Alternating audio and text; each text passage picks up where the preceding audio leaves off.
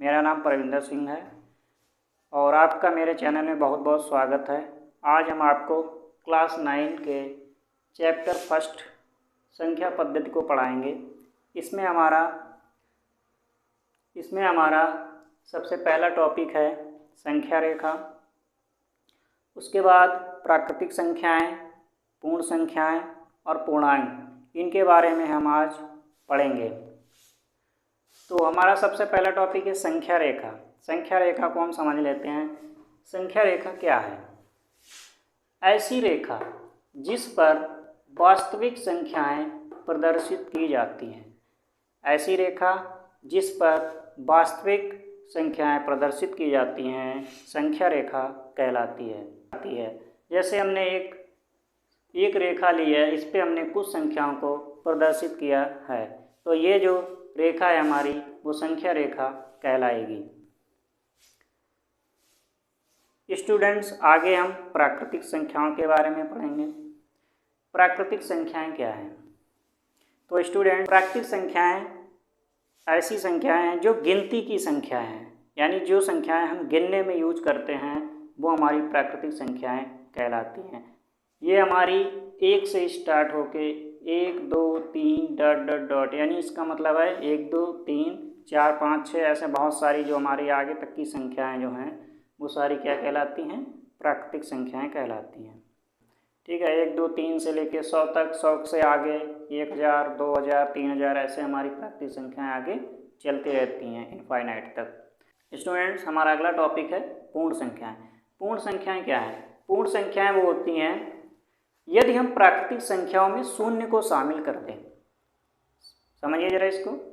यदि हम प्राकृतिक संख्याओं में शून्य को शामिल करते हैं तो हमारी संख्याएं पूर्ण संख्याएं हो जाती हैं। प्राकृतिक संख्याओं में शून्य शामिल नहीं होता है, लेकिन पूर्ण संख्याएं जो होती हैं उनमें क्या होता है? शून्य शामिल होता है।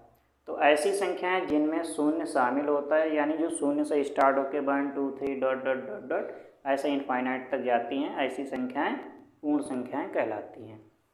स्टूडेंट, यदि जो हमारी पूर्ण संख्याएं हैं उसमें अगर नेगेटिव संख्याओं को भी शामिल कर लिया जाए, इसमें क्या है, हमारे 0 से इधर हमारी धनात्मक संख्याएं, 0 से उधर हमारी ऋणात्मक संख्याएं, तो इसमें अगर ऋणात्मक संख्याओं को भी शामिल कर लिया जाए तो ये जो हमारे संख्याएं हैं ये पूर्णांक कहलाएंगी।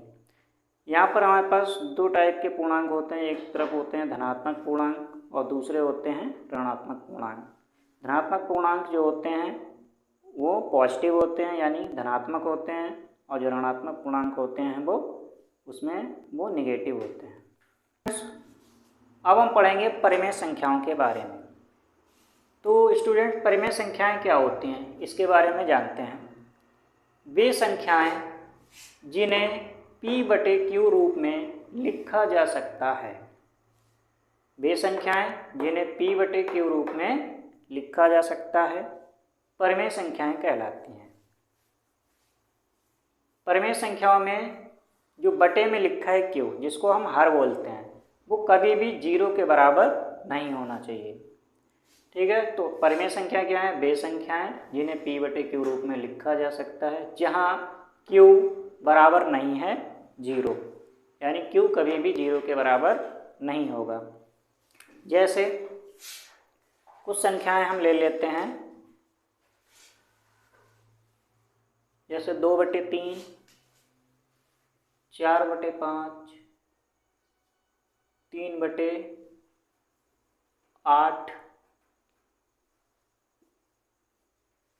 5/7 0/1 आदि।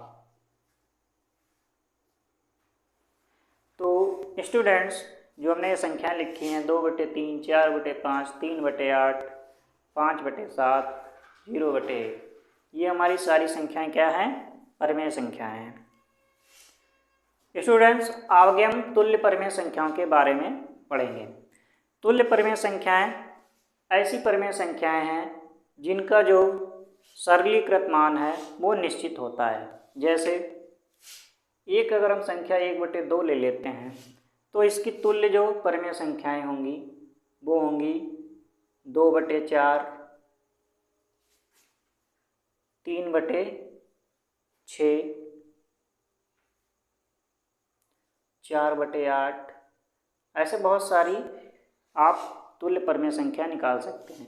इसमें मैंने क्या किया, इस जो संख्या 1/2 है इसमें हमने ऊपर और नीचे दोनों जगह 2 से मल्टीप्लाई कर दिया, यानी 2 से हमने इसमें गुणा कर दिया, तो ये हो जाएगा 2/4। ऐसे अगर इसमें हम 3 से ऊपर नीचे गुणा कर देंगे तो ये हो जाएगा 3/6। ऐसे हम ऊपर नीचे 4 से गुणा कर देंगे तो ये हो जाएगा 4/8। जैसे 1/2 है, इसमें अगर हम ऊपर नीचे 2 से गुणा कर दें तो ये हो जाएगा 2/4 आ जाएगा। ऐसे ही 1/2 में